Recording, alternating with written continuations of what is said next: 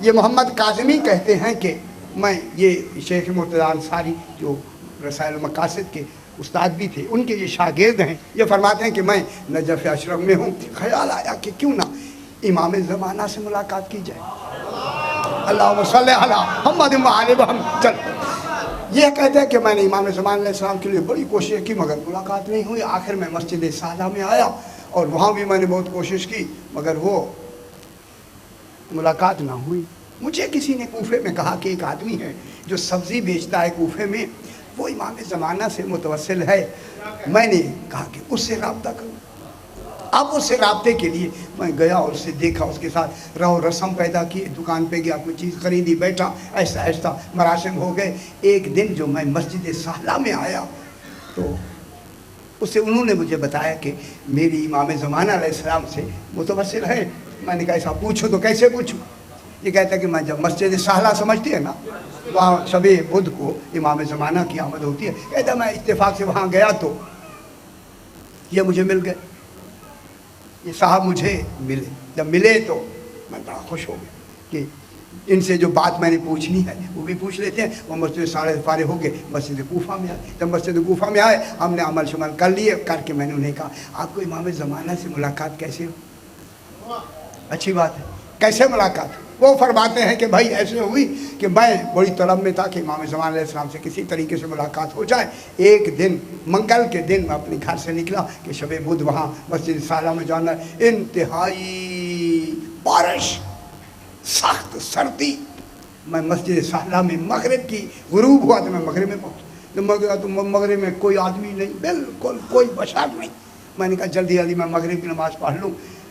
اب تو کوفہ ذرا یہ کوفے سے ہٹ کر تھی، آبادی سے ذرا دور تھی۔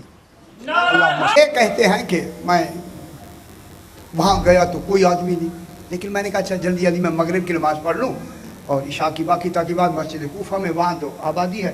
یہ کہتا ہے کہ میں ابھی پڑھ ہی رہا تھا تو میں نے محسوس کیا کہ روشنی ہو گئی اور وہاں چراغ بھی نہیں ہے، روشنی چراغ سے بھی زیادہ ہے۔ مگر میرے ذہن و گمان میں نے خیال کیا اچھا ہے کوئی زائرین آ گئے ہیں، لہٰذا چلو رونق ہو گئی۔ جب میں نے جلدی فارغ ہوا تو میں انہی کی طرف گیا تو میں نے دیکھا ذیشان انسان ہے جو عبادت میں مصروف ہے۔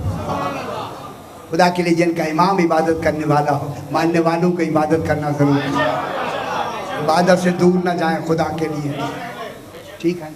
میں نے دیکھا ایک ذیشان انسان عبادت میں مصروف ہے، مگر قریب گیا، میں نے بھی تو پڑھنا تھا وہ پھر میں نے بھی شروع کر دیا۔ خیال آیا اگر یہ میرے ساتھ مسجد کوفہ چلے تو بہت اچھا ہے۔ اب ان کے خیال میں تھا کہ یہ کوئی عربی ہے، وہ آئے ہیں۔ یہ کہتا ہے جو ہی میں فارغ ہوا تو انہوں نے کہا اچھا یہ بھی پھر بھی نہیں سمجھے، اچھا تمہارا ارادہ ہے کہ میں تمہارے ساتھ مسجد کوفہ چلوں؟ یہ کہتے میرے دل کی بات، ہاں صحیح، میں تو آپ کو چاہتا ہوں کہ چلیں۔ اچھا اب جو ہم باہر نکلے بارش ہو رہی تھی لیکن احساس ہی نہیں کہ بارش ہو رہی ہے، نہیں ہم جا رہے ہیں، بالکل جگہ صاف، نہ کوئی بارش کا امکان ہے، خشک بالکل۔ چلتے چلتے ہم مسجد کوفہ میں آئے۔ اب جو ہی ہم مسجد کوفہ کے دروازے میں آئے تو میں نے دستک دی، اندر سے کہا کون ہے؟ وہ جو اندر تھے آدمی، انہوں نے کہا ہم آئے ہیں زائرین ہیں۔ انہوں نے کہا اتنی، اب اس نے مجھے چونکہ میں نے دروازہ کھڑا ہے، اتنی سخت بارش میں آئے ہو، اتنی سردی ٹھنڈی ہوا چل رہی ہے۔ میں نے کہا کہاں ہے بارش یارا، کہاں ہے ہوا؟ اب جو اس نے دروازہ کھولا، جو ہی میں نے قدم رکھا پلٹ کے دیکھا تو وہ ہے ہی نہیں۔